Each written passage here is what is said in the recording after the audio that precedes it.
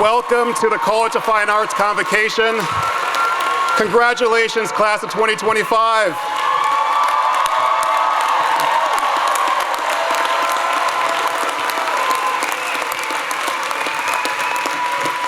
Please be seated.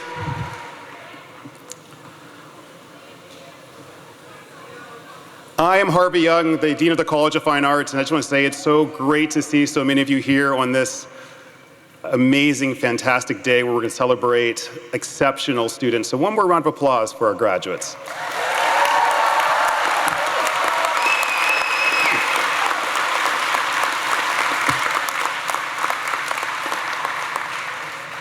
When I first met members of the undergraduate class back in September of 2021 at the matriculation ceremony, this campus looked and felt different. The 808 Gallery had been transformed into a COVID testing site. Rather than looking at art, someone looked at you as you inserted a cotton swab up your nose, gave it a swirl, put it in a tube, and it took a leap of the imagination to imagine that that space, that gallery, would return once again as a showcase for the exceptional work of our BFA and MFA students. This campus and society at large was in a state of transition, a state of emergence. There was no better sign of that state of emergence than the matriculation ceremony itself. It marked the formal end of social distancing at Boston University. More than 4,000 people assembled in Agganis Arena on that day. Many of you were there. You were given masks.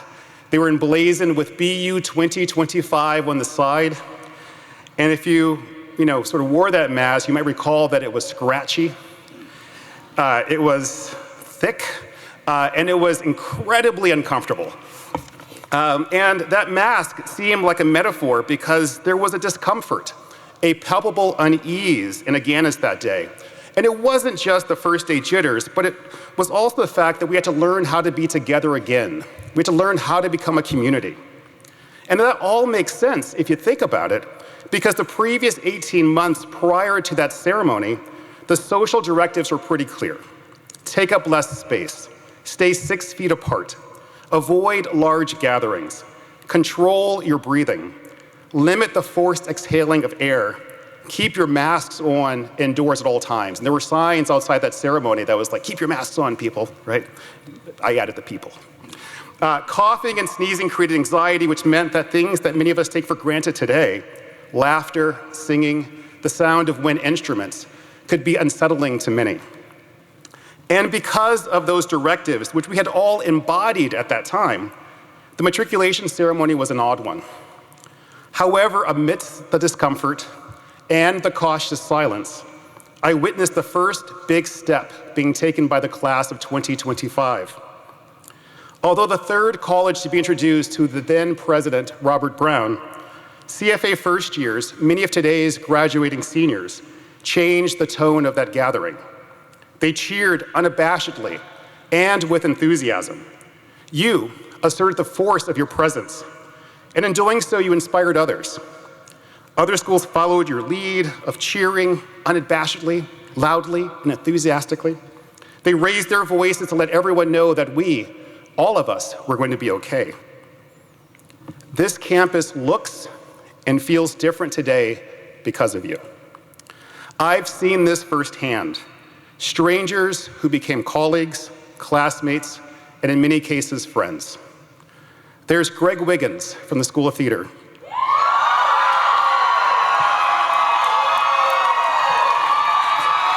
Greg could have completed his MFA in a condensed 2-year period, but he was very clear that he wanted another year to create and make theater with this particular cohort.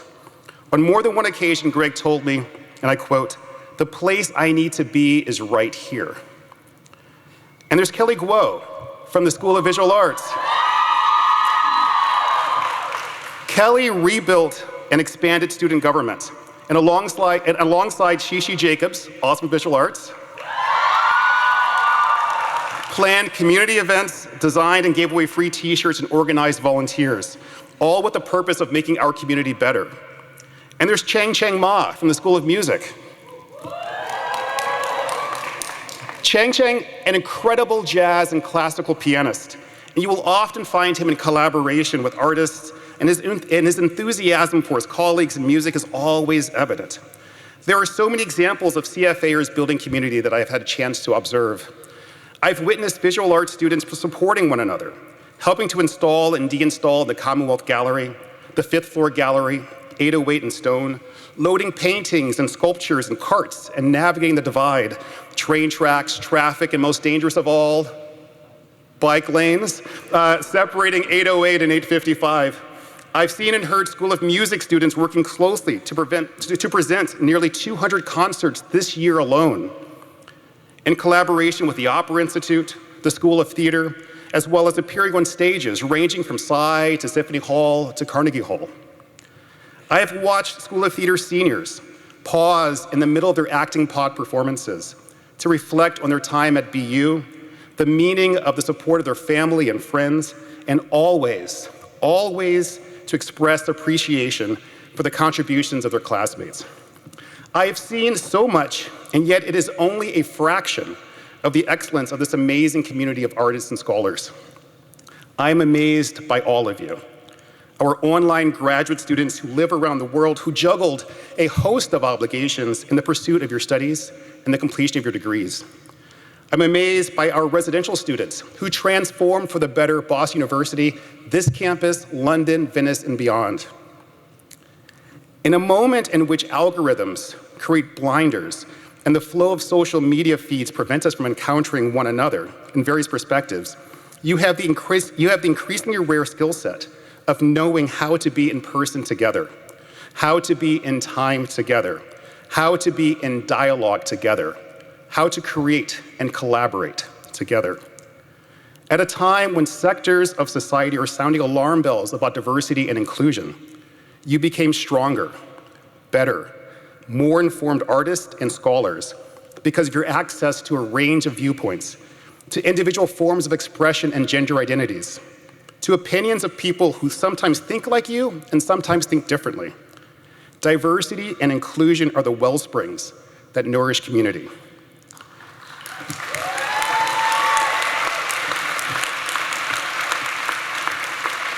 So, too often people imagine college as a protected bubble, a retreat far away from the real world. Ceremonies like this get rebranded and reframed as a reentry ritual, as if you spent the last few years at sleepaway camp. However, Boston University, your alma mater, is a different type of university. You picked an urban campus in the middle of a bustling city. You've seen the challenges that face society, homelessness, the effects of the opioid crisis, the need for services to support our most vulnerable populations. You have also experienced how the arts and culture can galvanize a city, whether it's the Celtics winning a championship or commiserating the fact that they didn't win yesterday. You've seen the intensity of the Beanpot bringing people together, and of course, the everyday act of sharing art, theater, and music with our neighbors. You have studied with faculty and staff and a roster of visiting artists who are shaping and defining culture in the present. You have traveled the world as part of BU programs and networked with industry professionals, and on those trips, you felt the interconnection of the arts. You gained an appreciation for how BU alumni are everywhere, and I mean literally in every country. In selecting Boston University, you did not choose a bubble. You chose to be in the midst of it all. The buzz and blur of activism, union organizing, bug woo, global politics, and more. As a result, your ideas and training have been steeped in the now. There's no need for an on-ramp into these big societal conversations. You already are a part of them. Your graduation is occurring at the right time, and in fact, is right on time. In this moment of heightened divisions, we need you, the artist and the storyteller, to bring people together through the shared experience of music, art, and theater. We need you, the leader, to help us to think differently and expansively, to push boundaries and engineer new forms. We need you, the innovator, to reimagine the arts industries and envision new ways of telling stories, new approaches to presenting and sharing art and music in order to reach and inspire audiences wherever they live. These are skills, leadership, innovation, new work creation, collaboration, entrepreneurship, arts outreach, and community building that you have exercised and strengthened during your time in the College of Fine Arts. This convocation ceremony creates the opportunity for us, your friends, your family, your fellow graduates, the entire alumni community, your faculty and staff, to gather to express our admiration at what you have achieved. So in closing, please allow this community of supporters, of friends, of chosen family to allow you to hear, to see, to feel their support. Congratulations, class of 2025.